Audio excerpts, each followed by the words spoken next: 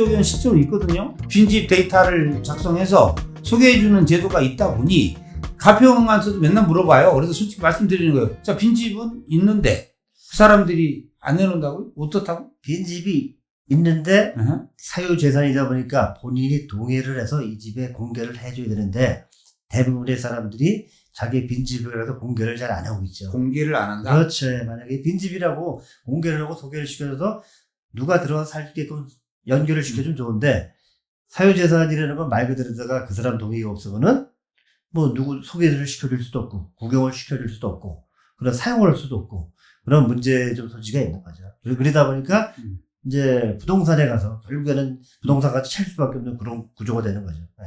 지금 말하는 빈집은 원장님 개인이 지었다가 비어있는 집을 빈집이라고 그러시잖아. 네. 근데 사실은 가평에 농어촌 민박, 그러니까 민박을 얻어서 방이 한 5개, 6개 있어요.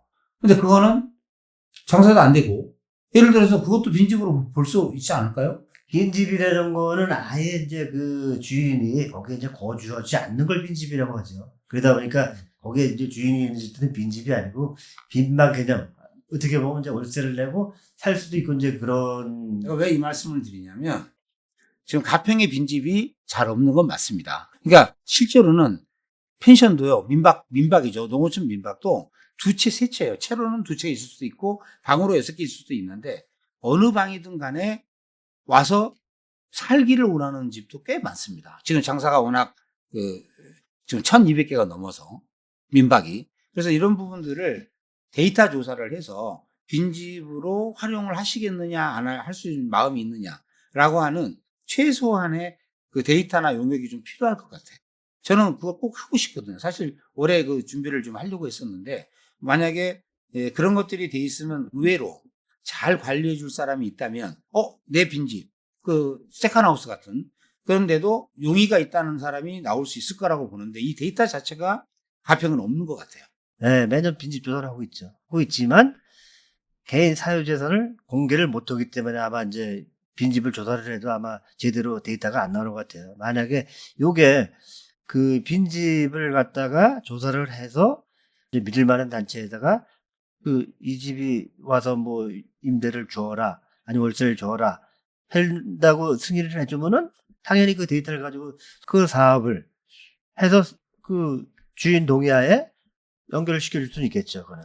그래서 자, 이런 이유로, 이런 사유로 빈집으로서의 임대 이런 과정들을 하려고 하는 정책을 세우려고 합니다. 근데 만약에 이런 거에서 빈집을 임대하실 또는 놔줄 마음이 계시는지 안 계시는지 한 설문조사만 해도 그러면 그 다음에 이제 이 데이터가 있으면 우리 가평은 빈집인데 잘 관리해 주거나 이걸 잘 효율적으로 해주면 체류용 우리 터가 없기 때문에 체류용 건물이 없잖아요. 균형기촌. 네, 그러니까 그렇죠. 그런 것들을 활용하면 돈도 들지 않고 또 그 사람한테도 되지만 좋지만 들어오시는 분한테는 천군만마 같은 겁니다. 그러니까 뭘 먹고 사느냐도 중요하지만 어디서 사느냐 이게 거주, 이 주택이 굉장히 중요하기 때문에 저는 이것만큼은 꼭 하고 싶었는데 너무 잘 된 게 빈집 조사 자체는 한다고 하니까 하겠네. 왜냐하면 군 입장에서는 빈집인지 아닌지까지는 조사할 수 있잖아요. 그렇죠. 활용에 대한 것들은 안 하고 있으니 그거를 우리 센터에서 그런 부분들을 좀 직접 연락하게 하든 아니면 그분들에게 그 데이터를 좀 만드는 과정까지는 하면은 앞으로 아마 가평의 균형기촌 1번지가 가평이에서 살기 좋은 가평으로 되지 않을까 싶습니다. 사유재산이다 보니까 그분들이 정식으로 동의를 하지 않으면은 빈집을 공개해 줄 수가 없어요. 몇 가지의 이제 통계, 말하자면 빈집 몇 개다는 있을 수 있지만 빈집이 어디에 있는지는 이게 공개가 안 되는 거예요. 그래서 그 점이 좀 아쉽고 본인들도 아까 대표님이 말씀하신 것처럼 가족들이 와서 그냥 평상시에 와서 그냥 1년에 한두 번 와서 쉬더라도 그렇게 본인들이 사용을 하기 때문에 사실 그 빈집을 찾아내기는 쉽지가 않아요. 그러다 보니까 이런 우리 센터에서 균형기촌 센터에서 만약에 그 데이터를 가지고 다시 한번 군하고 협의를 해서 그 자료를 받아서 공개할 수 있느냐 없느냐 그걸 다시 한번 상황 파악을 하는 게 좋을 것 같아요. 그래야 만약에 공개를 한다 그러면 그 자료 가지고 센터에서도 활용할 수가 있죠. 저는 오히려 지원 제도보다도 더 좋은 건 국민이 이사를 온 다음에 오는 그 국민의 혜택이 생각보다 많다라는 생각을 갖고 있는데, 가장 중요한 거는 너무 성급하지 않았으면 좋겠어요. 서두르다 보면은 거기에 대해서 또 감정이 있기 때문에 내가 거기에 대해서 몇 억을 투자하는 건데 굉장히 맞습니다. 신중하게 해야죠. 남의 말로 믿고